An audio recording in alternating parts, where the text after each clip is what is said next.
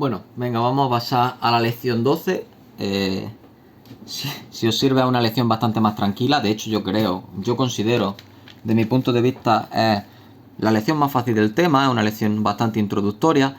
Y lo que vamos a hablar, ya he puesto el título, operadores lineales entre espacios normados, ¿vale? Como os digo, una lección introductoria a lo que son los operadores, las propiedades básicas que tienen y eso.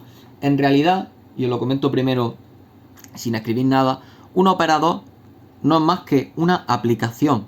Imaginaos que yo tengo dos espacios normados X e Y. Pues un operador es una aplicación de toda la vida, que la vamos a llamar T mayúscula, que me va a llevar elementos del espacio normado X en elementos del espacio normado Y. Así de fácil. ¿Vale? Es que no lo venden más fácil. Elementos clave, por así decirlo, de un operador, pues bueno, pues como siempre vamos a tener su dominio, vamos a tener su imagen, podremos hablar del núcleo. En la próxima lección hablaremos de qué significa que un operador sea acotado, que va a ser muy importante, ¿vale? Ahora, en esta, hablaremos de qué significa que un operador sea lineal y en el momento en el que termine esta lección, de hecho, desde ahora los operadores lineales son nuestros mejores amigos, son los que vamos a utilizar para todo, ¿vale? Y cuando digo para todo es literalmente para todo, sobre todo en el tema 4. Gran parte de los teoremas que se consideran pilares fundamentales del análisis funcional, el teorema de Hambana, el teorema de Banach-Steinhaus de la aplicación uniforme, el teorema de la gráfica cerrada, de la aplicación abierta, utilizan los operadores lineales, porque es que son clave y nos facilitan muchísimo el trabajo, ¿vale? Bueno, hecha esta introducción así un poco de manera general, vamos a pasar, como os digo, a lo que son los conceptos teóricos. Y lo primero, cuando hablamos de operador a secas, nos referimos a eso, a una aplicación entre dos espacios normados. Entonces, sin poneros definición ni nada, sean X y dos espacios normados, ¿vale?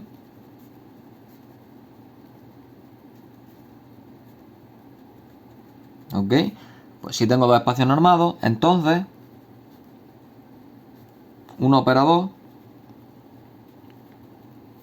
no será más que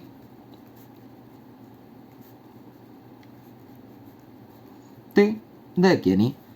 Una aplicación que me lleva elementos de X en elementos de Y, así de fácil. Es que no tiene más. Como elementos clave de un operador distinguimos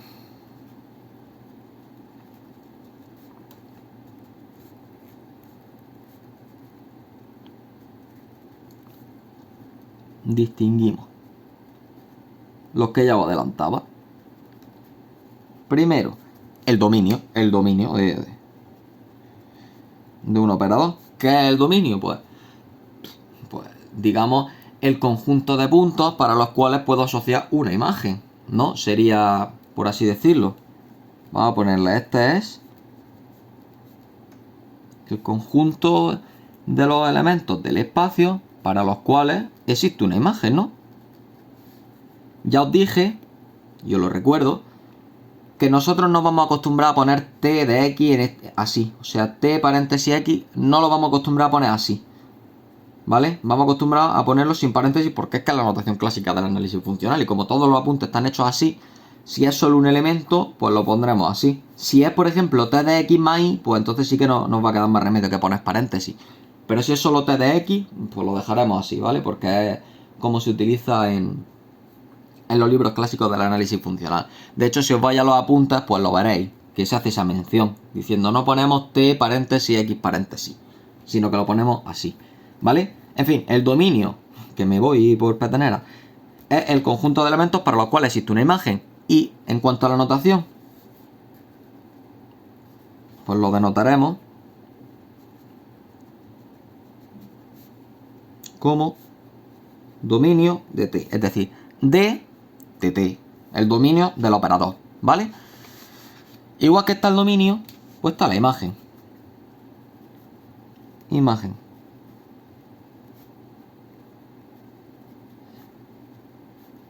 ¿Cuál es la imagen? Pues el conjunto de puntos que tienen, digamos, una preimagen, ¿no?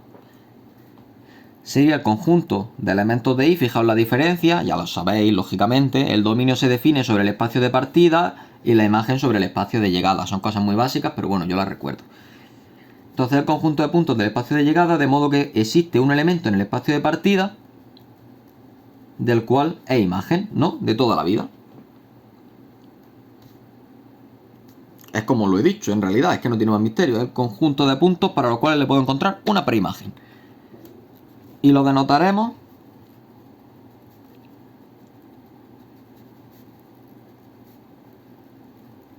por R de t. R de rango, porque digamos que en todo lo que vamos a ver de análisis funcional nosotros, Enrique decidió ponerle a la imagen el nombre de rango. También es usual, pues bueno, pues ya está, pues lo denotamos como R de t, ¿vale? Cuando hablamos de R de t nos referimos al rango o a la imagen. Y además, el núcleo, muy conocido en álgebra lineal y en geometría vectorial. Núcleo, ya sabéis. El ker, que se le llama también. Se corresponde con el conjunto de puntos del espacio cuya imagen es cero, ¿no? A ver que lo veis, ahí. El conjunto de puntos del espacio cuya imagen es cero, ¿no? De toda la vida del Señor, no tiene más misterio. Y se nota por n de t, lo vamos a poner nosotros, ¿vale? Núcleo del operador. Digamos que estos son como los tres conceptos básicos: dominio, imagen y núcleo, ¿vale? Introducido esto, os voy a decir, y como digo, es súper importante, lo que significa que un operador sea lineal, que por el nombre ya lo podéis imaginar. Esto sí lo vamos a poner como definición. Definición. Operador lineal. Bueno, nos ponemos un poco en contexto. Sean X y dos espacios normados.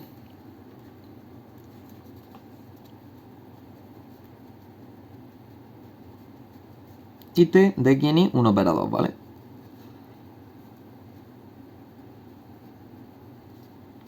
Pues diremos, a ver, os lo pongo así, diremos que T es lineal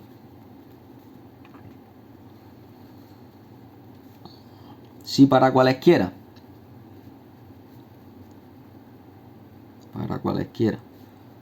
X en X y alfa beta escalares, ya sabéis, a los escalares siempre los ponemos en K, que es R o C. Si para cualquier elemento eso se verifica esta propiedad. O sea, algo que ya esperábamos. T se va a decir que es lineal si separa escalares, o sea, si saca escalares fuera y separa la suma de toda la vida. Es decir, T de alfa X más beta Y es alfa T de X más beta T de Y, ¿vale? Tan sencillo como eso. Pues esto significa que el operador sea lineal, ¿vale? Si queréis, pues os pongo algunos ejemplos de operadores que sean básicos. Si tenéis por lo menos 2 o 3 ejemplos, ¿vale? A ver, ahí, ejemplos. Vamos a poner algún ejemplo. Ejemplo. Por ejemplo, vamos a considerar uno súper sencillo, es que no me tengo ni que parar.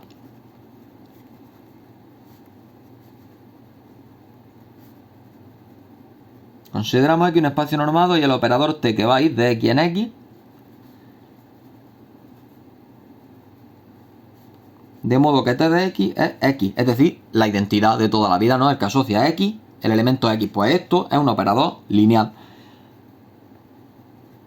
Este es un operador lineal. ¿Vale? Conocido como identidad, lo vamos a poner.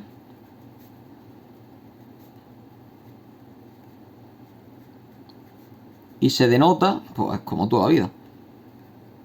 La identidad, pues por Y. Y vamos a hacer referencia al espacio en el que está y su X, ¿vale? Un primer ejemplo, súper fácil. Otro ejemplo.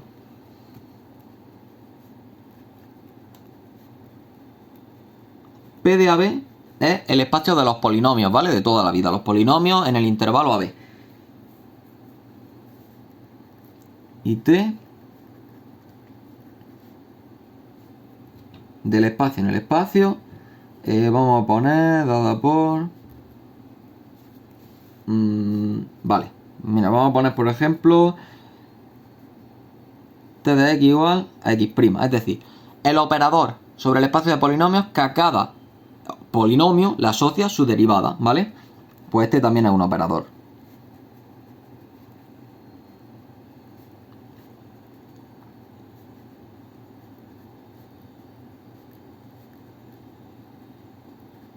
Lineal, de hecho, claro. La derivada es lineal, ya lo sabéis. Y claro, si os hablo de la derivada, pues ya que estamos, os voy a hablar de la integral, ¿no? Por ejemplo, sea x ahora el espacio, nuestro queridísimo espacio de las funciones continuas en el intervalo cerrado AB. Y t de x en x dada por, pues ya lo esperáis, ¿no? El que asocia a cada x, a cada función, la integral entre a y b de x de t, ¿vale? Pues este es también un operador lineal. ¿Vale? Aquí tenéis 3 ejemplillos básicos de lo que son los operadores lineales. El operador de identidad, el de derivación y el de integración. 3 operadores clásicos. Se podrían definir lógicamente, ya lo veremos en ejercicios, operadores sobre L2, sobre L1, sobre LP, ¿vale? Pero bueno, con esto yo creo que más o menos. Yo voy a dar un resultadillo muy básico, ¿eh? Como digo, todos los resultados de esta lección son bastante básicos. Y vamos a decir, sea T un operador lineal, ¿vale? Entonces, se verifican estas 3 cosas, súper básicas, pero que me interesa que tengáis en cuenta, ¿vale? El rango del operador es un espacio vectorial. Ya sabéis lo que es un espacio vectorial, lo vimos y de hecho hicimos hincapié, que era, pues, un espacio que tenía asociado una suma y un producto por escalar, ¿no? Que con la suma verificaba, pues ya sabéis, conmutatividad, asociatividad, existencia de elemento neutro, existencia de elemento opuesto, y con el producto ya sabéis, la pseudoasociatividad, la doble distributividad, la existencia de elemento neutro también, ¿vale? Pues bueno, pues el rango es un espacio vectorial, ¿vale? ¿Qué más? Fijaos porque esta sí que es interesante. Si la dimensión del dominio, ¿vale? La dimensión del dominio, el dominio es un espacio, pues estudiaríamos su dimensión. Si la dimensión del dominio es n, ¿vale? Perdón, que pongo el dedo ahí. Entonces va a suceder que la dimensión del rango es menor o igual que n. Habrá un caso, y después lo veremos, en el cual se dé la igualdad, pero en general la dimensión es menor o igual, ¿vale? Y la tercera de las afirmaciones que nos indica este teorema, muy sencillo, como digo, es que el núcleo, pues también va a resultar, el núcleo también va a resultar ser un espacio vectorial.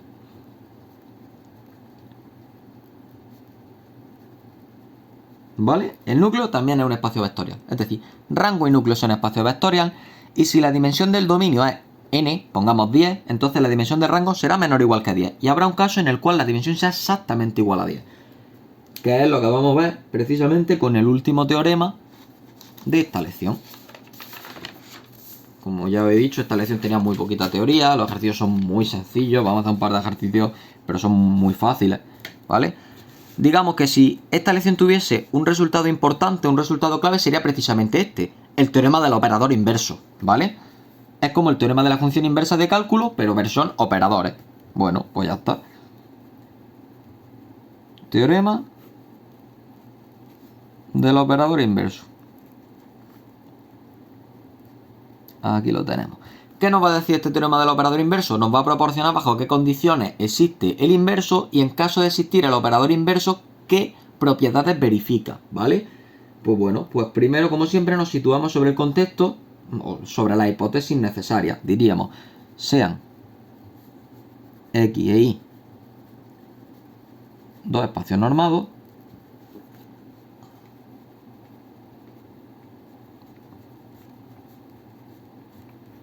y T, vamos a ponerlo así, del dominio d de t, perdonadme por el destrozo este que he hecho, d de t, que está dentro de X, en el rango que está dentro de Y,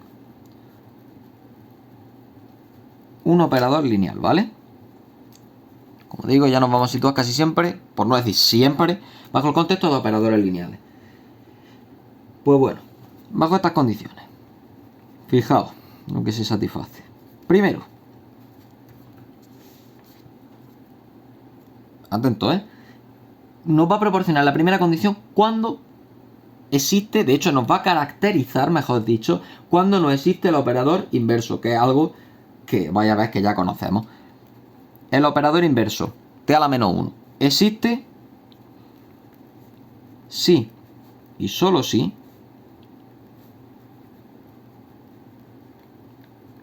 el núcleo cero, claro, el núcleo es trivial. Si esto ya lo conocíamos de geometría, decíamos la inversa existe, de hecho la aplicación es inyectiva, si y solo si, ¿no?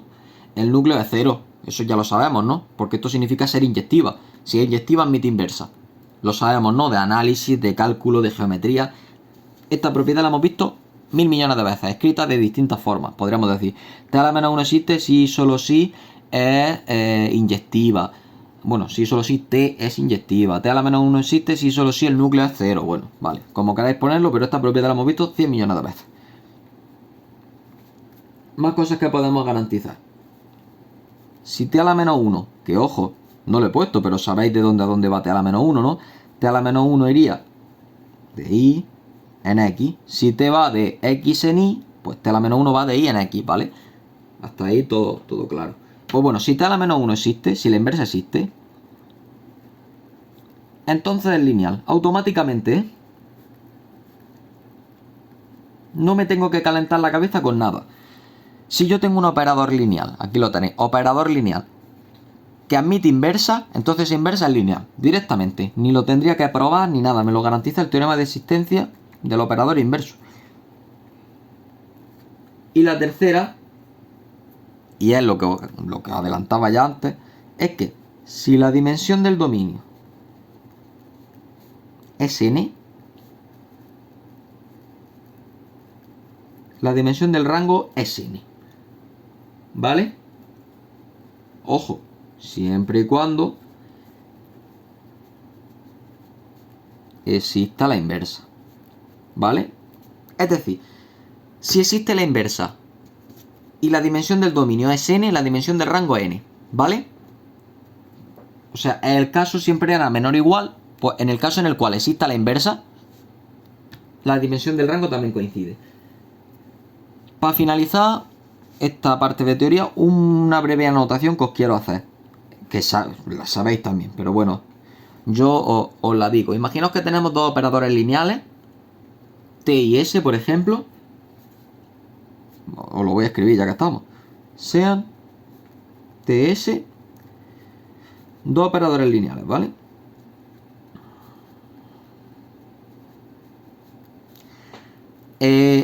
Cuando yo compongo t con s y le hago la inversa, una cosa importante que os quiero anotar. Yo en la composición no pongo el circulito. De hecho, voy a bajar un poco.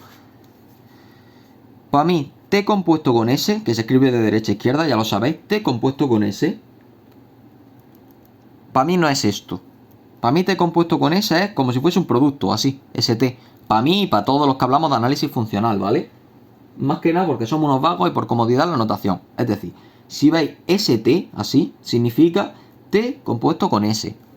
O sea, sería el equivalente, ahí está, a la notación clásica, ¿vale? O sea que a partir de ahora no os olvidéis de esta notación porque la veréis en algunos sitios, pero en el 90% de los sitios la veréis así, ¿vale? ¿Qué os quiero decir? Si tengo la composición de s con t, s compuesto con t, y le hago la inversa, ya sabéis que al hacerle la inversa se da la vuelta. Es decir, sería t a la menos 1 compuesto con s a la menos 1, ¿vale?